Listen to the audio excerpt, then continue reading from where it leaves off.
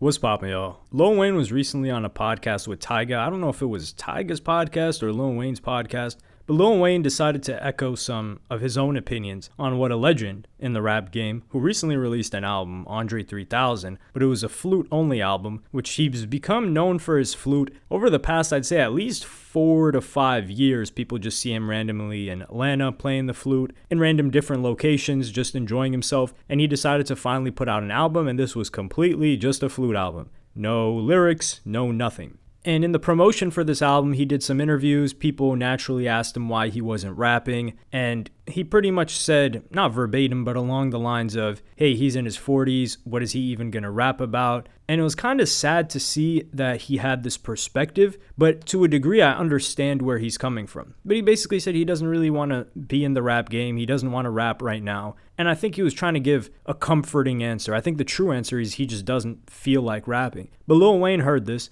and without calling him out and very respectfully giving his own take on things, since Lil Wayne is in his 40s now, which is kind of crazy because it feels like Lil Wayne's been in the game for like 30 years, right?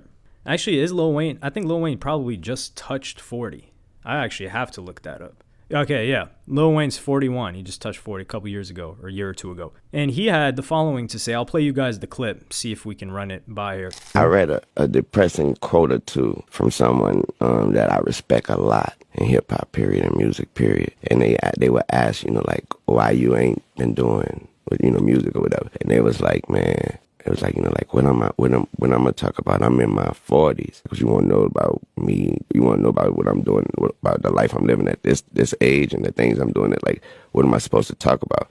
I was like, wow, that was so different. Like, I have everything to talk about. So Lil Wayne, somebody who's been in the game, and this is something that I'm so impressed by, and I don't know if it's a positive quality, but it's if envy had a positive word or positive connotation to it, that's what I feel towards certain people like Lil Wayne, who have been rapping since he was like 7 years old and still loves it 30 plus years later, 35 years later, after he's done it all, made thousands of songs, made hundreds of millions of dollars, and he still just has this love of the game, and he can still play in that game. Because a lot of people have been giving Wayne a bunch of respect in the past couple of years for how he shows out on guest verses. Now, is Lil Wayne as popular as he once was when it comes to his new music? Does it have as much hype? No, it doesn't. I mean, it doesn't sell as well, but I don't think he cares about any of that. And I think this is a big distinction to make between Lil Wayne and Andre 3000. And Lil Wayne talked about it towards the end. I don't know if I played you guys that clip because it was way too long, so I probably didn't play that segment. But he says something along the lines of, I feel like that's how people our age, in terms of like 40s plus, may feel if they're too tapped into what's going on. That's like the double-edged sword, where you're listening to what's going on and you're like, whoa, how do I even fit in this? I can't make music like this. It wouldn't even sound right for me to do it, and it wouldn't even be received well, and I wouldn't be comfortable with doing it. So some people just step out, and perhaps that's Andre 3000. But Lil Wayne goes on to say, that's why I don't pay attention at all. And I think there's this beauty to ignorance is bliss, which people kind of use negatively as well sometimes.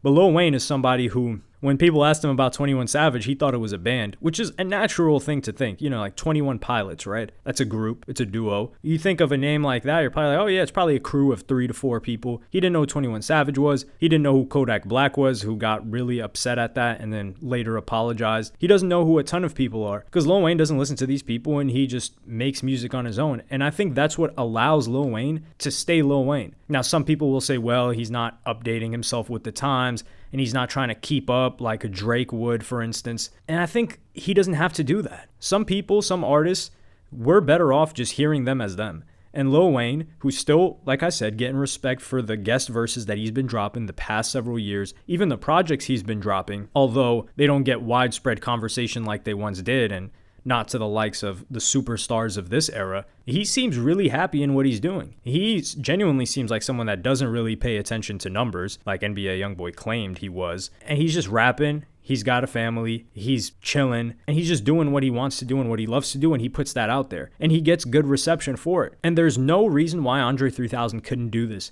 because Andre 3000 even had an opportunity to see the reception of his music without officially putting out music when he did the verse on that song with Ye. The song title's escaping me, but it's when he raps about his mom, and it was an amazing song.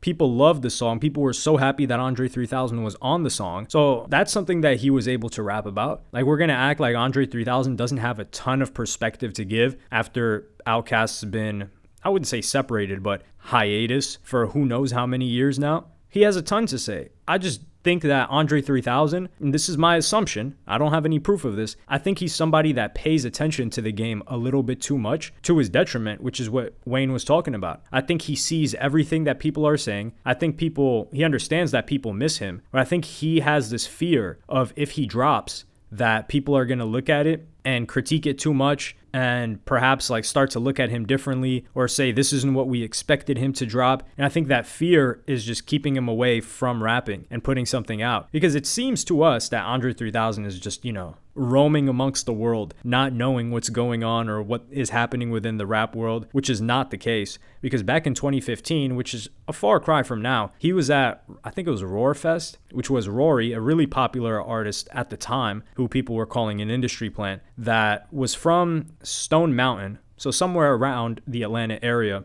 And this was like his annual festival. And a lot of people were giving him comparisons because he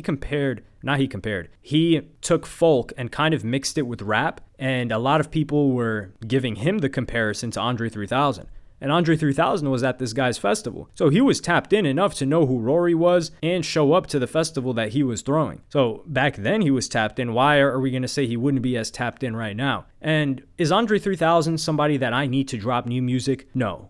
He falls under the category of people that I feel like have done enough, and pressuring him wouldn't help him make any better music either. I think he just has this mental block or genuinely doesn't want to rap anymore. I think there are a lot of rappers that put in a lot of work in the game and they might have just moved on to something else entirely. Will they come back? Probably. That's something like Jay-Z I feel like has done. He was very focused on business. He eventually got the opportunity to pursue some big businesses. He did that for a while, and then when he felt like saying something, he popped back out and dropped an album. It was the 444 album. And since then, he hasn't dropped anything really. And that's completely fine. And I think that's the position that Andre 3000 is in right now. I think when he saw the reception of the amount of people that at least checked out his album of him just playing a flute, maybe it will trigger something in him to be like, whoa, people still really, really care about me. And they care about what I have to say or what I have to drop so much that they're willing to listen to a whole album, or at least check out the first song, of me just playing a flute. When this guy's, I'm not going to judge his flute playing. I don't know what a bad flute player sounds like. I didn't listen to the album because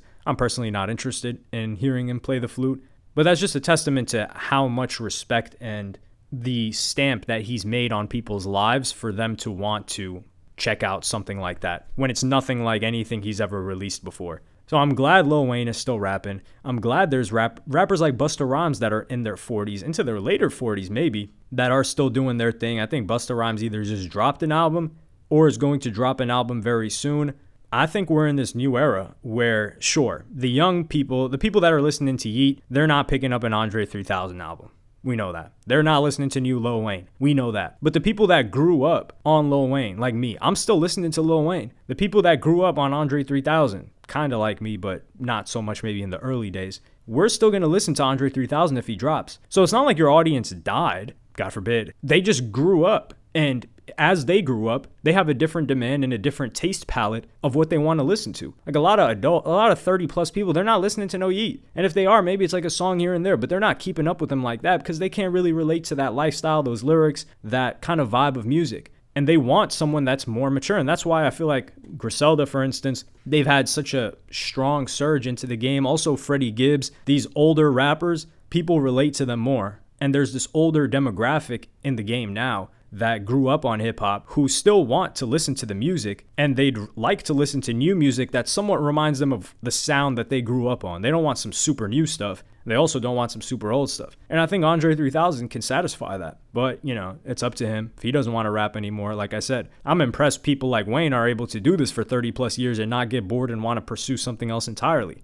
which he kind of has done with skateboarding, but he never put rap on the back burner for that. Ye even did that with fashion for a while. So to expect someone to stay doing the same thing for 30 plus years and love it and want to put out stuff, I think that's the unrealistic expectation. And we've got so many outliers that, meet the unrealistic expectation that we think it should be the norm, when I don't think that's the case. But let me know what y'all think about this. Like and subscribe and hit the notification bell if you enjoyed. Follow me on Twitter and Instagram. Thank you for watching. Peace.